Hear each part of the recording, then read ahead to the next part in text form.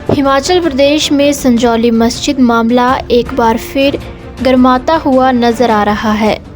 देवभूमि संघर्ष समिति ने दावा किया है कि संजौली की मस्जिद पूरी की पूरी अवैध है और सरकारी ज़मीन पर बनी है। देवभूमि संघर्ष समिति की ओर से इस मामले में स्थानीय पक्ष के वकील जगत पाल ने रेवेन्यू रिकॉर्ड के साथ छेड़छाड़ होने की संभावना जताई है।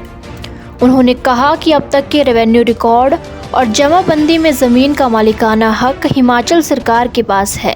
ऐसे में वक्फ बोर्ड की ओर से रेवेन्यू रिकॉर्ड पेश करने के लिए समय मांगा जाना शक पैदा करता है। क्या कहना है लोकल रेजिडेंट के अधिवक्ता जगत पाल का, सुने। कभी भी नहीं कहा कि जहाँ मस्जिद बन रही है वो वक्फ बोर्ड की प्रॉपर्टी है। अगर आपको ज्ञात होगा तो हमारे वक्फ बोर्ड के जो स्टेट ऑफिसर थे और उनके जो एडवोकेट साहब थे, उन्होंने ही 5 सितंबर 2024 को ये कहा था मीडिया चैनल्स पे कि टाइटल का कोई डिस्प्यूट नहीं है और इस प्रॉपर्टी का मालिक वक्फ बोर्ड है। लेकिन जब हम उनसे कोर्ट के अंदर ये पूछते हैं कि आप रिकॉर्ड दिखाइए, रेवेन्यू रिकॉर्ड दिखाइए, कोई रिकॉर्ड नहीं दिखाते हैं। और सबसे बड़ी बात यह है कि कमिश्नर साहब को कोई अधिकार नहीं है कि किसी प्रॉपर्टी का टाइटल डिसाइड करें। उनके पास जो केस है सिर्फ इलीगल और अनऑथराइज्ड कंस्ट्रक्शन का है। तो मुझे लगता है कमिश्नर साहब को उसी के ऊपर फैसला करना चाहिए। और हम बार बार ये कह रहे हैं कि इस जमीन की मालिक हिमाचल प्रदेश सरकार है, वक्फ बोर्ड इस जमीन का मालिक नहीं है। और ये लैंड माफिया जो वक्फ बोर्ड है, ये कहीं भी किसी भी जमीन को जाकर के अपना बोलता है। लेकिन अब लोगों के अंदर जागरूकता आ गई है। और जैसे मैंने कहा कि 23 जून 2023 को सुप्रीम कोर्ट का फैसला भी आया है, जिसमें कहा गया है कि अगर वक्फ बोर्ड किसी प्रॉपर्टी को अपना बोलता है तो सबसे पहले उन्हें अपना मालिकाना हक दिखाना पड़ेगा। लेकिन हम भी बड़े टाइम से पूछ रहे हैं कोर्ट के अंदर कि आप अपना मालिकाना हक दिखाइए, तो किसी भी तरह का कोई मालिकाना हक वो नहीं दिखा रहे हैं। और इसी बात को लेकर के लोकल रेजिडेंट्स हाईकोर्ट में गए थे और 21 अक्टूबर 2024 को टाइम बाउंड हाईकोर्ट ने किया था 8 हफ्ते का, जो 21 दिसंबर को खत्म हो गया।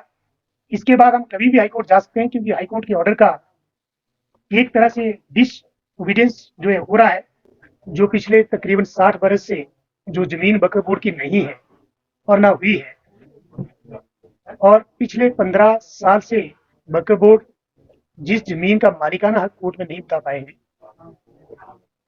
आज 21 दिसंबर को वो कोर्ट में कहते हैं कि हमारे को थोड़ा सा और समय दीजिए, हम रेवेन्यू रिकॉर्ड पेश करना चाहते हैं। हमने अभी जो आपको जमाबंदियां दिखाई, वो जमाबंदियां हैं जो वक्फ बोर्ड ने स्वयं कोर्ट के अंदर दाखिल की है अपने जवाब के साथ, और जिसमें रेवेन्यू रिकॉर्ड के मुताबिक हिमाचल प्रदेश सरकार प्रॉपर्टी की मालिक है और अहले इस्लाम जो है कास्ट कब्जे में है। और खसरा नंबर 66 को वो क्लेम करते हैं कि ये हमारा है, वक्फ बोर्ड की प्रॉपर्टी है। लेकिन खसरा नंबर 66 के आगे ना तो वक्फ बोर्ड का नाम और ना ही किसी मस्जिद का नाम है। और हम बार बार कोर्ट को ये कह रहे हैं कि सर, जब इनके पास कोई रेवेन्यू रिकॉर्ड नहीं है तो इनका मैप अप्रूव नहीं हो सकता है, क्योंकि एज पर the bylaws of the HPMC act सबसे पहले मैप को अप्रूव करवाने के लिए आपके पास रेवेन्यू रिकॉर्ड का होना जरूरी है, आप मालिक होना जरूरी है जमीन का, जो वो नहीं है। वहीं देवभूमि संघर्ष समिति के प्रांत सचिव विजेंद्र पाल सिंह ने कहा, संजौली मस्जिद को लेकर देवभूमि का आंदोलन हिंसक नहीं था। मामले में कुछ लोगों के खिलाफ एफआईआर भी दर्ज की गई है। उन्होंने कहा कि अभी देवभूमि संघर्ष समिति भी न्यायालय के फैसले का इंतजार कर रही है। क्या बोले देवभूमि संघर्ष समिति के प्रांत सचिव विजेंद्र पाल सिंह, सुने। शामिल थे, उन्होंने किसी ने भी आंदोलन को हिंसक नहीं बनाया था। एफआईआर उसमें हुई है, बहुत से लोगों पे हुई है, जो हम समझते हैं ठीक नहीं है। तो जो जगत जी ने आज बताया, ये भी आंदोलन का एक हिस्सा है, क्योंकि हम लोग एक डेमोक्रेसी में रहते हैं, तो कानून जैसे चलेगा उसके हिसाब से हमें भी चलना ही पड़ेगा। और जगत जी और देवभूमि संघर्ष समिति इस पूरे मसले को पूरे कोर्ट में उठा रही है और आपके सामने आज पूरा पेश किया है। ये भी इसका ही हिस्सा है। अब देखते हैं, जैसे 15 मार्च का उन्होंने कह दिया है कि 15 मार्च को ही गया, तो अब ये क्योंकि अभी 21 तारीख को ये फैसला आया है, तो इसमें हम लोग बैठेंगे।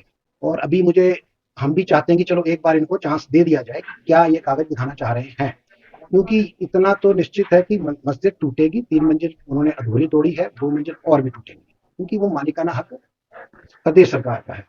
तो हमारा सिर्फ चिंता ये है कि आप बाकी प्रदेश में देख लो, आप उत्तर प्रदेश में देख लो, अगर कहीं पर भी पता लगता है कि ये मालिकाना हक सरकारी है या इलीगल कंस्ट्रक्शन है, इमीडिएटली उसका पानी बिजली काट के इवन ध्वस्त कर दिया जाता है। हिमाचल से जुड़ी हर बड़ी अपडेट के लिए बने रहिए EWN24 news, choice of Himachal के साथ।